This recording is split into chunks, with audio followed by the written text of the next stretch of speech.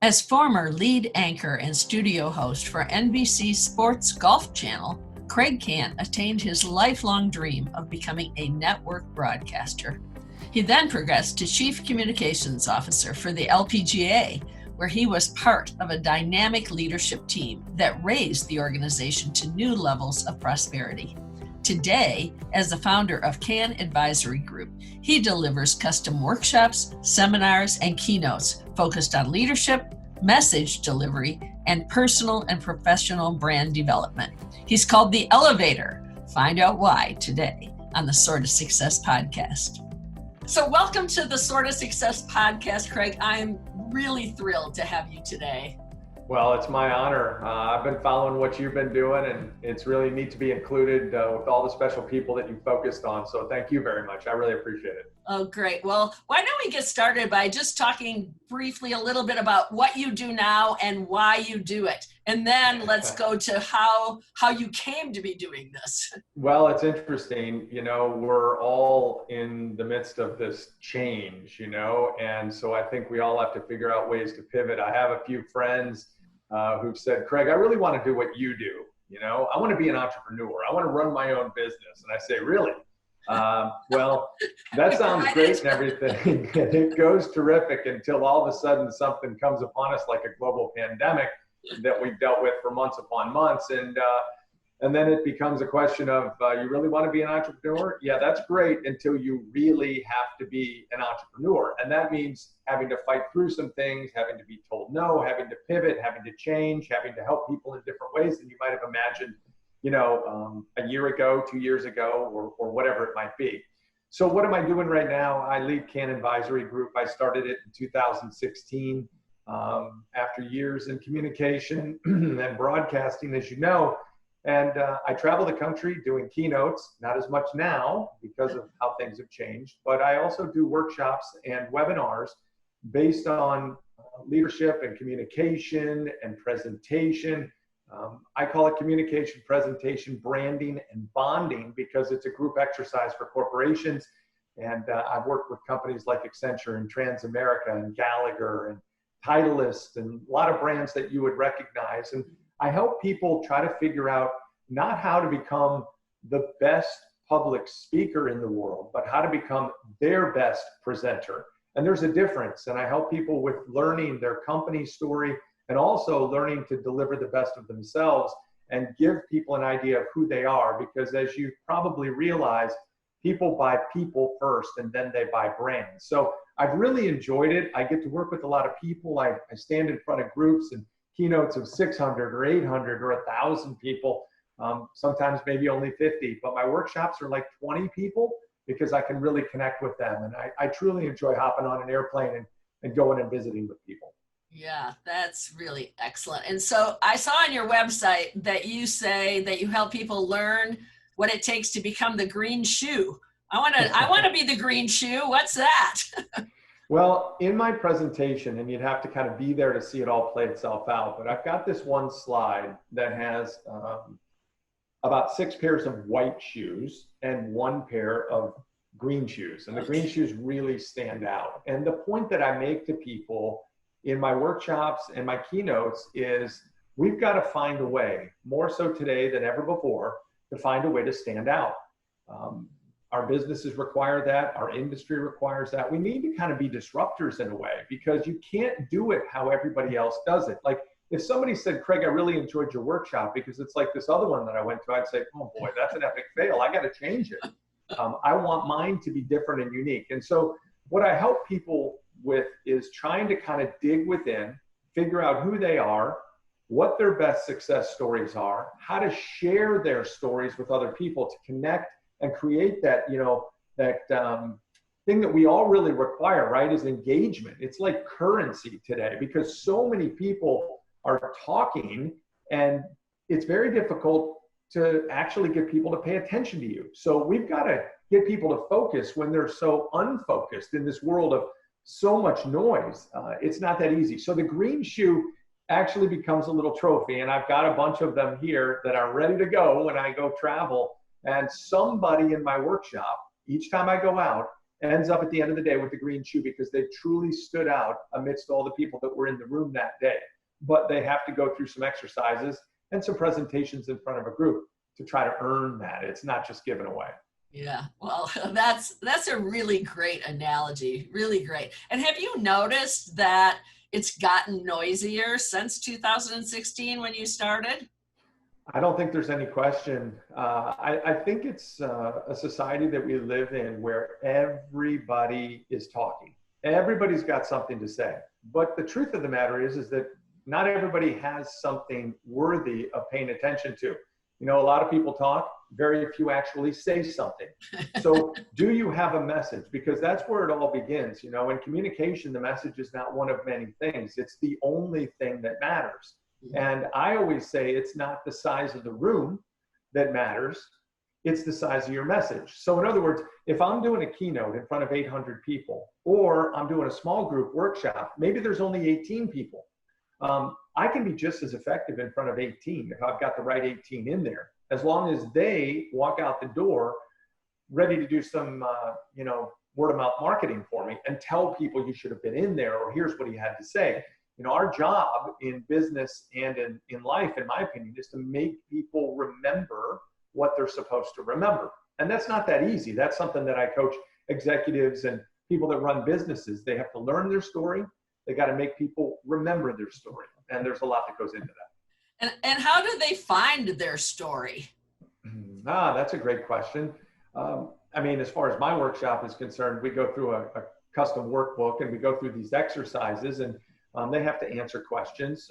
We do it in a group, and it's really fun. It's probably the most impactful hour out of the 8-hour workshop, because everybody takes part and they think they know their company's story, but they really don't. You know, who are we? What do we do? What's our differentiator? What is our big three? You know, if you could only remember 3 things about our organization, what would they be? And a lot of people will have different answers to that. And actually that's okay. Simply because at the end of the day, if you go in front of a group, let's say you're in sales, by the way, we're all in sales, yes. But if you go in front of a group, you might have a different passion about your organization than somebody else might have. But as long as you can deliver the main message and everybody can be on the same page with understanding what's behind the logo or what's behind the company, then everybody's better off. And that's what I kind of try to do, is get everybody singing from the same sheet of music and then coach them on how to stand up and stand out. That's the challenge. Yeah. So tell our audience how you came to be an expert at presentations and all your broadcast history, et cetera. Well, I went to school. Actually, I'm going to go way back. I'm going to try to tell this story succinctly. I was that kid at 7 or 8 years old in Chicago that knew exactly what I wanted to do. I was in my room broadcasting my own games, and I wanted to be a sportscaster. And I went to a very large high school, played sports, but I also did radio, and I ended up quitting the basketball team my senior year. We were like top 5 in the state going into the year, and I wasn't going to play that much, and I had the opportunity to be a play-by-play guy. I then went to the University of Missouri for broadcast journalism, and I selfishly believe it's the best journalism school in the country. I was there, and I had the opportunity to anchor on the local affiliate, KOMU, the NBC affiliate there. I went to Columbus, Georgia for a year, the ABC affiliate there, and Reese Davis from ESPN was at the CBS affiliate. I was at the ABC affiliate. I was doing news and sports, but I got enough opportunity to do sports. And then I went to Fort Myers, Florida, and I was at the CBS affiliate there in Fort Myers, Naples for about 2.5, 3 years. One of my co-anchors was Hoda Kotb from the Today Show. So it's amazing how things kind of move around like that. I then got the opportunity to go to Kalamazoo, Grand Rapids, Michigan, which I know you probably know a little bit about. And I spent 4 years there as the sports guy. And all of a sudden, out of nowhere, my agent called me. And this was in 1994 at the end of the year, and said, there's this new channel starting, a new network called the Golf Channel. And I was like, oh boy, that's pretty cool. I've been doing some golf, at various markets and stops with PGA Tour Champions events and so forth. And so I had a passion for it. And so I sent my resume in. I guess there were like 1,000 people, as the story goes, that sent their tapes in. And somehow, some way, they flew me down first class for an interview. Now, they flew me back coach, which I always find laughable, but they gave me a whopping 24 hours to make the decision as to whether I wanted to be one of their original 6 anchors on Golf Central. I took that opportunity. I spent 18 years there. As you know, I did thousands of shows. I mean, presentation. Yeah. And then I got this opportunity to go work for the LPGA. Out of nowhere, Mike Wan, the commissioner, came to me and said, I'm a little outside the box on this. I want to know if you consider being my chief communications officer and helping our organization get to the next level.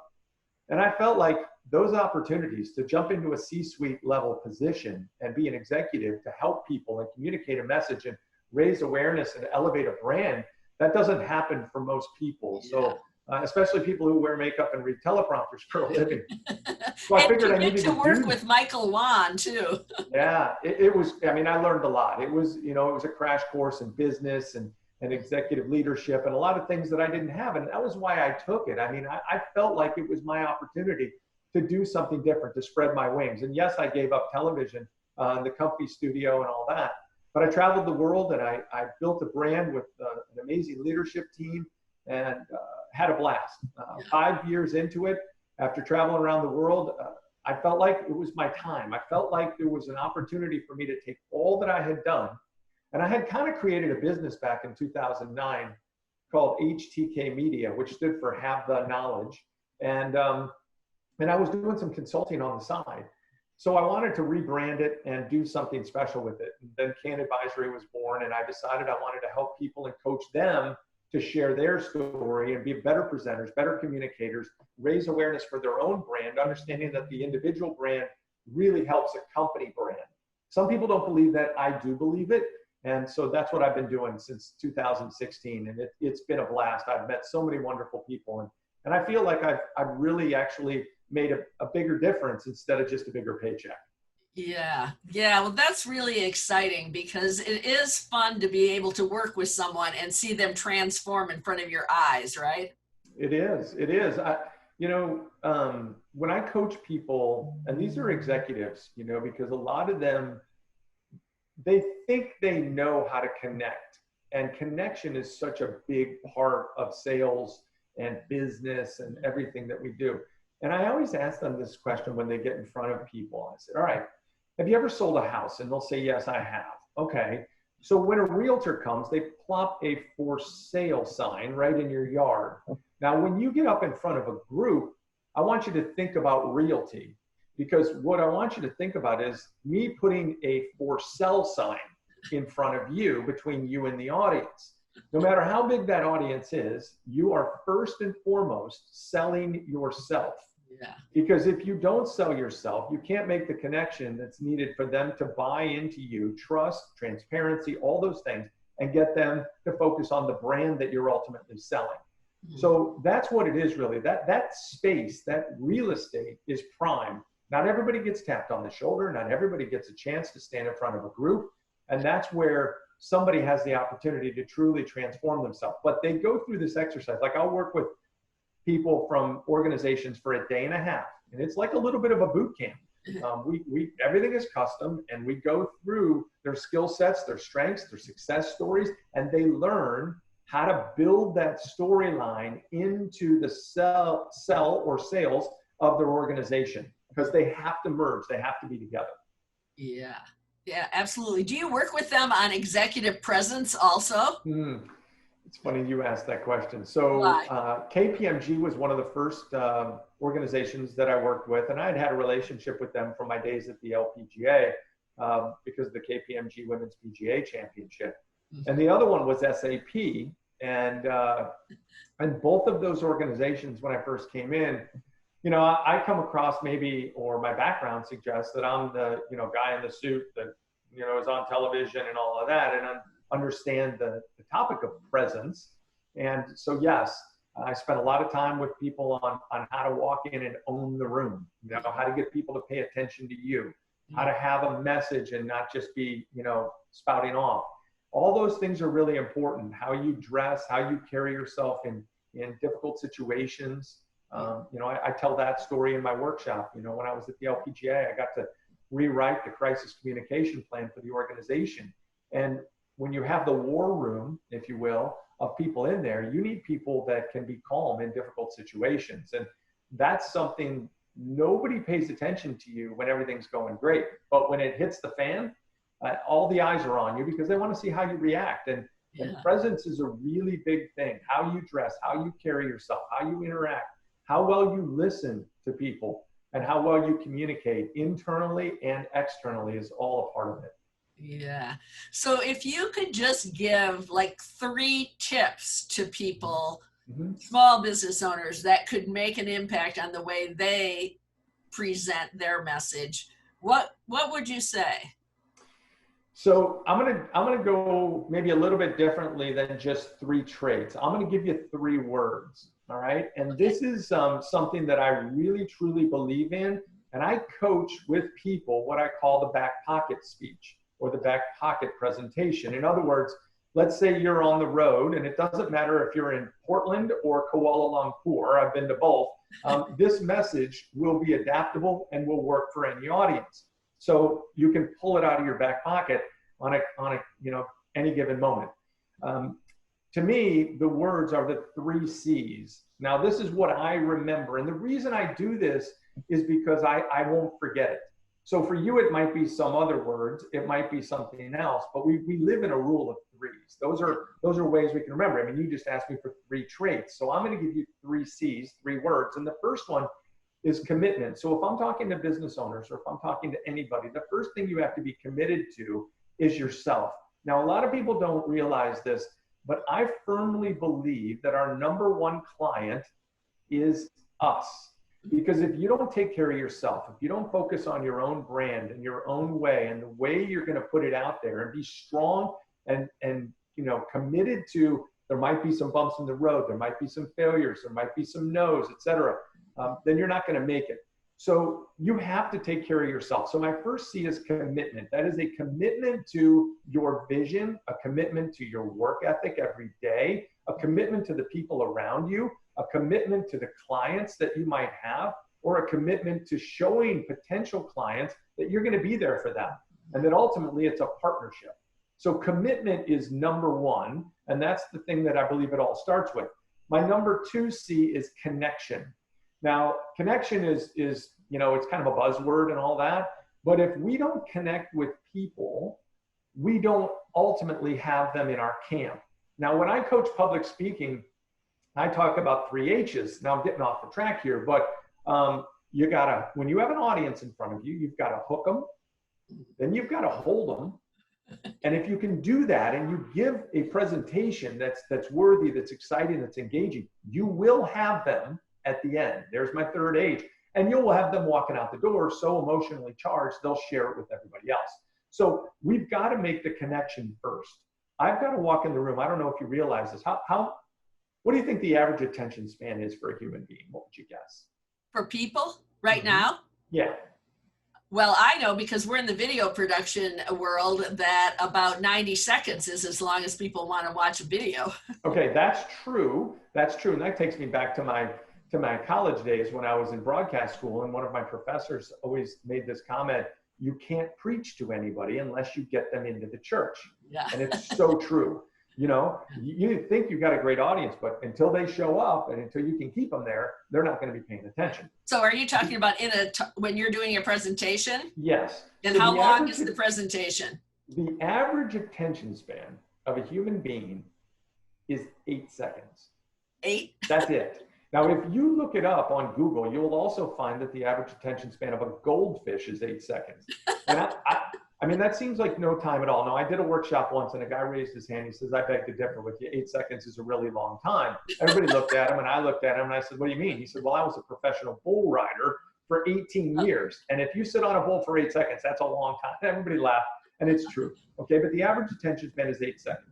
So when you get up on the stage or you're on a conference call, again, that's a public speaking opportunity, or you write an email, you have very limited time to get people's attention. So we have to make a quick connection with people. We have to engage them. We have to show up on the stage with something to say that brings them in, something that wows them. So commitment is number 1. Number 2 is connection. I've got to be able to make that. So if I'm running a business, I've got to connect with every customer out there. I have to make it personal. I have to make them feel like I truly care about them, not my bottom line and my dollars and cents. That's not what matters. That will all come, but I got to make them feel like I'm emotionally connected to them with their best interests at mind. You got to think about the check writer first. Okay, so connection is big. The third C is probably the one that will determine, in my mind, the longevity of your success as an organization, and that is community. So commitment, connection, and if you do those things, you'll build a bigger community. Now, we can't, in social media world that we live in, chase for followers. We've just got to do the work. We've got to put content out there, as you know. And if you do that and you continue to put value out there, your community will grow, your following will grow, it will become bigger. And ultimately, we're only as good as the community that we can build. I talked a lot about Paul Revere in my talk, and that, if you can think of that, kind of as a mindset, what you need with every organization, yourself as well, for your readers, your followers, you need people riding around on a horse, getting people to pay attention, and somebody that's an advocate for you. So ultimately, we live in a world now where word of mouth marketing is bigger than ever, because we live in social media world, we live in something different. And I'd rather have a bunch of references and testimonials than I would a big marketing budget. I just want people to go say, hey, I spent time with Kraig. I spent time with Kann Advisory Group. I was in his workshop. I saw Frank or Chris or Christine get the green shoe. And then somebody says, well, what's that all about? And then they have to tell the story. And so if somebody says, what is Kann Advisory Group? I say, we get people talking, right? Now, I can get people to learn to speak and present more effectively, but I'll also make them a better presenter so that people will pay attention to them and then go talk about what they just heard. In other words, we get people talking about what we just talked about. So those are my 3 C's: commitment, connection, and community. Hopefully that works for you. Yes, those are fabulous, fabulous. So tell me how you think things have changed now that you can't be flying all over creation like you normally do. So what are you up to? I'm up to my eyeballs and trying to figure out the best way to help people with this little camera that's right in front of us, because ultimately that's the new world that we're living in. And I don't think we're going back, to be honest. I feel like a lot of companies are going to figure out that they can do a lot more with less and save money. I think a lot about not just myself as a business owner. These are struggles. Let's face it. I'm going to be transparent. It's not the world that I want to be living in. I want to be walking out my door, carrying my banners that I pop up in a room, have my 20 people with my custom workbook doing my workshop. Yeah. Now it might be a webinar. Now it might be a virtual keynote that I do. But we have to get people to understand that we're probably not going backwards. So they need to get comfortable with the idea of being uncomfortable. And this little camera makes some people uncomfortable, but that's really a window of opportunity. And what I'm trying to help companies with, and I've got some partners in this, I don't want companies to use virtual conferencing, if you will, or virtual meetings as just a part of their business. I want to make it a competitive advantage for them in their industry. In other words, take you, for example. I don't want you to just do this because you have to do it. I want you to make it a part of what you do that you're the best possible talent at. So people say, man, that was amazing. Now, can you make people be engaged? Can you get them to not be on their phone? There's a lot of strategies involved. We're only as good as the content we put up there. If we have terrible content, I could be the best presenter in the world, but my presentation is not going to be very good. So I coach people on how to warm up to this. And that's what I've been doing a lot of webinars. My podcast, Tracks to Success, has been a lot of fun. Just launched, season 2. So I'm really excited about that, inspiring people and their stories together. So that's kind of what I've been up to. I saw on your website that you have some webinars that are free that people can go grab. Well, I'll tell you something. I've learned something, and I think this is a big part of what I would tell anybody that's starting a business or trying to carry a business forward. You've got to be able to adapt, and you've got to be able to give back. You have to not put money in front of everything else. I do a thing called Free Fridays. where I'll book 8 hours of my day, and people can sign up for a 1-hour free consult with me. Now, I'll be honest with you, at the end, you're going to find out, you're going to learn a little bit about what I offer, and then I might end up having you as a client moving forward. But I'm going to give you a solid hour of my time, not selling myself, but I'm actually going to pay attention. We're going to work together, and I'm going to share some questions with you, etc. So I do that for free. I do other webinars for free on the power of presentation, branding, and some of the other things, learning to connect, knowing your story. All those things I think are important to give people a little bit of something so that they ultimately want more. And I think that's a success for anybody out there, or a key to their success, to try to give a little without asking for stuff. Like when I was in the media on a day-to-day basis, and I still work for SiriusXM on the PGA Tour side, but as a reporter, I would go on the range talking to golfers when I didn't need anything. You know, I think that's important, to go there when you don't need an interview, to engage people in conversation. And I had a business coach, and this is probably important for people. When I launched my company, I didn't go in it completely blindly. I used a network, my network, to my advantage, not to beg them for work, but to beg them for thoughts. And I had a business coach tell me something I've never forgotten. When you're on the phone talking to people, and let's say you're looking for a job, or maybe you're looking for your next client, treat it as a research project. Treat that conversation as a research project. Ask a lot of questions, be curious, look for answers that will help you moving forward. Don't be the know-it-all. I see a lot of people in their business, they say, here's what I'm offering. And they don't take time to find out what the market actually is asking for, or what the market needs. They just say, here's my menu, eat off of it. Yeah. And that's not how it works. We've got to find out what people are looking for, and then we've got to serve those needs. So I think that's a really, really important thing for people. So we use that same strategy when we help people create online courses, because so many people go with their idea. I've got this idea, I'm going to make this online course, I'm going to sell it, I'm going to make all this money, and everybody's going to want it. It's so great. Yeah. Instead, we have them start with research and go talk to people, find out what they want, get more details about what your content should be about that could be beneficial to them, and how much are they willing to pay for it. And then once you have that stuff, maybe you won't make it, or maybe you will, but it'll sell then. You know? Well, during this time, there was another opportunity that I saw. I mean, I feel like we've all got a little bit more time on our hands to try to figure things out. And what I have frankly struggled with over the last 6 months is a balance of how many times am I calling people, you know, trying to get them to buy into a workshop or buy into a keynote, be it virtual or in person. Obviously, we can't really do in-person things like that right now. Yeah. And how much time am I just going to spend leaving them alone, you know, and maybe just working on the relationship and connecting, how are you doing, et cetera.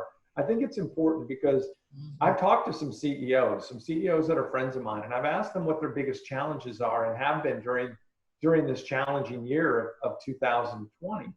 And a lot of them have said, I need to do better at communication, you know, and I couldn't agree more. We've got to, if you want to retain your top talent, you've got to find a way to train your talent.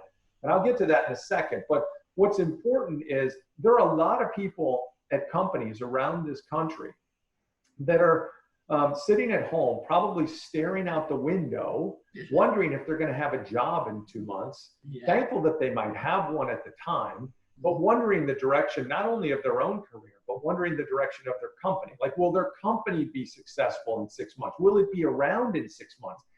The time is now for everybody out there listening to this, working remotely, whatever they do, to start focusing on themselves a little bit. I'm not talking about, you know, bragging and all of that stuff, but I'm saying spend some time digging deep, figure out your strengths, your passions, where you might have an opportunity for a little side hustle. You know, start making your toolbox a little bit bigger with some other talents and some strengths that you have to make yourself more recruitable and better able to be retained when things get tough. Like, you want to become indispensable when your company is trying to figure things out. So All that is really important, and we have to communicate. So getting back to the comment that I made about, if you want to retain, you've got to retrain. I think companies are going to be a lot leaner moving forward. They're having less people trying to do more work. But if you're going to try to keep that top talent around at your organization, you better give them a little bit of yourself. You better invest in those people. And I believe my workshop is an amazing experience for a day to give people a skill set that, quite frankly, a lot of people wouldn't do on their own, because public speaking, presentation skills is so intimidating, right? The number one fear among all Americans is public speaking, believe it or not. And number two is death, which makes no sense. I try to get people to die for the opportunity to speak.